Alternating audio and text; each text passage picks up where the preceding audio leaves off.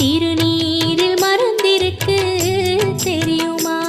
அதை தினம் அணிந்தால் புகழிருக்கு புரியுமா? கந்தன் திருநீரில் மறந்திருக்கு தெரியுமா? அதை தினம்